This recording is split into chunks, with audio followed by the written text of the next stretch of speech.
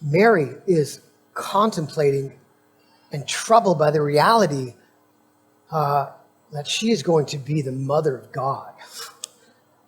Now, we trip on that. Protestants trip on that a lot, because it just sounds so blasphemous, right? But that's from Reformed confessions, that Mary is the mother of God, that God was in her womb. And just, can you imagine how mind-blowing that would be? I mean, even if she gets it a little bit, right? It's one of those things that's so big, you can't see it. It's like something that's so big, if you walk up too close to it, I mean, you can see kind of what's right in front of you, but it's so big, you just can't even grasp the immensity of it. And that's Mary in this situation. She doesn't get it till after the resurrection, pretty much like everybody else, right? The rest of the gospel is talking about how Mary has, just troubled in her heart and has these things that she deeply contemplates, and prophets telling her that the sword is going to pierce your heart also. And she's like struggling her way through the whole thing, all the way in and through it. She has the baby. Her and Joseph go back to their normal life. They have other kids. They're right back in the misery and the dreary ordinariness of everyday life, experiencing that quiet desperation. And at the very same time, the incarnate God has broken into our world and is living in their house. Phew. God. Mind-blowing. It was so big it was easy to lose sight of, and so do we. That's the point, right? That's happening now. That's still happening. The incarnate God has come. He has lived a perfect, righteous life for us. We have been given credit for that life. He has ascended into heaven. He right now sits at the right hand of the Father, making intercession for us, praying for us as the mediator of a new covenant. All these big theological terms that basically means that we are in union with Jesus, that he has put us in touch by the power of the Spirit that's in us, in a relationship with the divine that will not break. And that story keeps getting bigger and bigger and bigger, but nobody can see it. And so we live our lives, we still suffer from that quiet desperation. We get all stressed out about these little things that happen, about the new lockdown, about how much money am I going to lose from this? What's going to happen to my business? What's going to happen to the kids? What about our school? What is going on? And right in front of us is this massive reality that we belong to, and it's hard to see it. It was for them, is for us. And that's kind of the point I'm trying to make, man. It is okay and it's normal to not get it all the time because it's too big. And yet, that doesn't mean that it's still not true. It doesn't mean that it is the true and great reality. It's just that redemption, that revolution that God is working, is being carried out quietly in the background. Okay, Pastor Rob, that was a great little clip from last Sunday. I thought it was great because we talked about Mary. In my personal study, I've started to meditate about who is Mary. How should Protestants hold Mary in their faith? Should they pray to her like the Catholics do? Should they hold her in high regard of any sorts? The Bible calls her blessed. What does that mean to us? Yeah. Well, that clip that you just played was, I was trying to get across just the immensity of the reality of the incarnation for the most part, which is almost an impossible task, right? To be, just right off the bat, it's almost an impossible task for us to contemplate or to get even the slightest mental grip on what it meant for God to take on human nature and human flesh and become a man. And it not just, but I wasn't, it's not just the magnitude of that supernatural mystery taking place. It was the magnitude of what it meant for us when I was trying to get across. Really, that was the big takeaway I was going for, right? I don't want anybody walking away from my sermons just like, contemplating the incarnation as an abstract theological event. I want them to walk away from the sermon thinking that no matter how hard my life gets right now, it doesn't, it's hard, yes, but ultimately it doesn't matter. It doesn't matter what happens to me on the ground, because my ultimate reality is that I've been drawn into this the major narrative, the mega story of the incarnate God who has brought salvation to his people and has caught us all up in his story and is bringing us into a new land, into a new creation. So what I just watched, you don't show me these clips right before we do this. This is all a surprise to me. So I don't know what you're going to show. So as we watch it, I was just watching myself basically like riffing, theologically riffing, trying to figure out, I didn't have any of that in my notes or anything. It was just like, I'm in the middle of it. I'm preaching. I'm trying to get across these great realities. And I was just riffing, just reaching for straws, almost trying to grasp and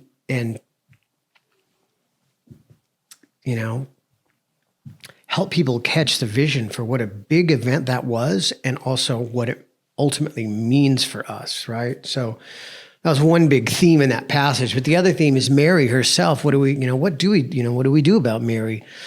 There's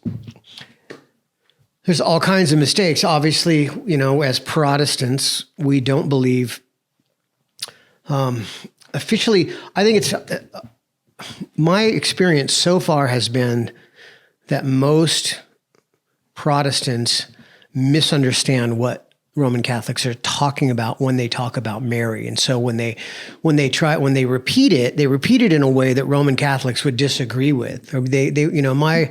I have, really close family members that are Roman Catholic. I was catechized in the Roman Church myself. And so when a Protestant says the Roman Catholic Church worships Mary, they would be like, we do not worship Mary, we venerate her. But if you push them a little farther,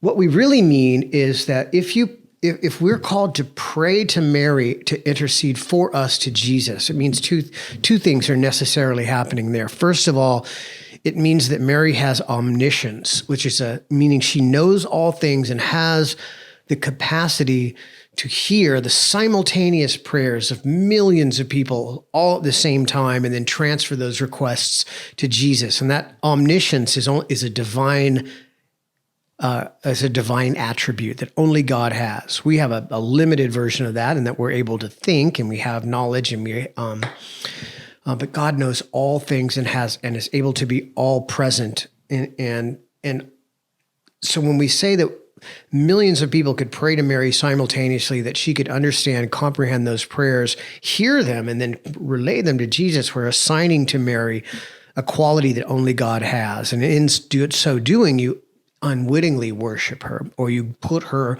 on a level that only God is on. And the second big mistake in that is that, the Bible really clearly, plainly says that Jesus is our mediator. And what it's saying is that we need, Jesus doesn't really care about us enough or love us enough to use his omniscience and his omnipresence and all his power to listen to our prayers and relay those prayers to the Father. He needs some extra coaxing from his mom. That's really what that's saying, right? And so when we look at that, we as Protestants, and what we see the Bible saying, that Mary was, a woman, a human. She doesn't have those powers, even in her glorified state in heaven, in a disembodied glorified state, not her ultimate state. She doesn't have those capabilities. And not only that, Jesus has promised us that he will, with the Holy Spirit, mediate our prayers, meaning take our prayers to the Father for us as our intercessor. And we don't need another step in there. We don't need to twist his arm. We don't need to bribe him. We don't need to get his mom to come in and ask requests and favors for us. We don't need an intermediate. We don't need a mediary. We don't need a mediary for a mediator. We don't need a mediator for our mediator. Say that 3 times fast. So, I mean, do the same. The Catholics would say we believe that the saints are sentient, they're conscious, and they're in heaven, and they're with God, and they know what's going on earth. So it makes sense that they would be praying for us, right? Mm-hmm. And so maybe that's true. We're not totally sure about that, but even if it was, it still doesn't mean that they are able to hear our individual prayers and then bring them to God. That's taking it a whole nother step further. So that's one big mistake. You can make that mistake of assigning Mary the powers of God and making Jesus' promises to us a little less than they actually are. That's one mistake. But on the other end, we can just treat Mary as if she's just like everybody else.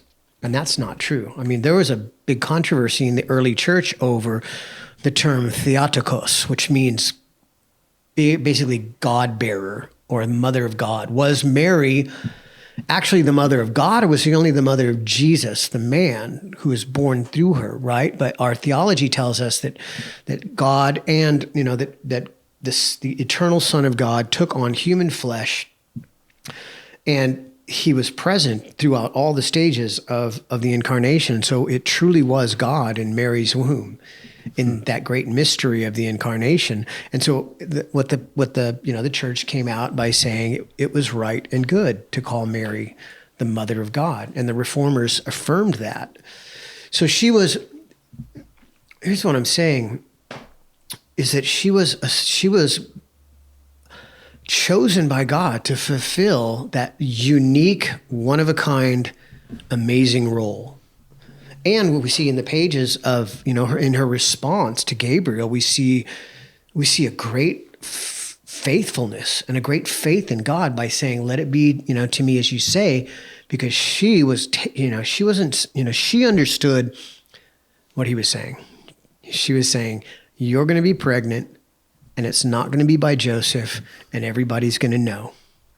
And for the rest of your life, you're going to carry the stigma with you that you had a child out of wedlock and that you're an immoral woman. And that was true. Everybody thought that about her, and you can see it in the birth story. You can even see it all the way to the very end of the life of Jesus. The Pharisees accuse him of being born out of wedlock. They accuse him of not knowing who his father is. And so what does that tell us? That story carried with him that shame, that public shame and public dishonor. And so in that, really what Mary was saying was, I am willing to be put to shame publicly and culturally in order to do your will. And she did it. And she pulled it off. And so what's the lesson in that for us is that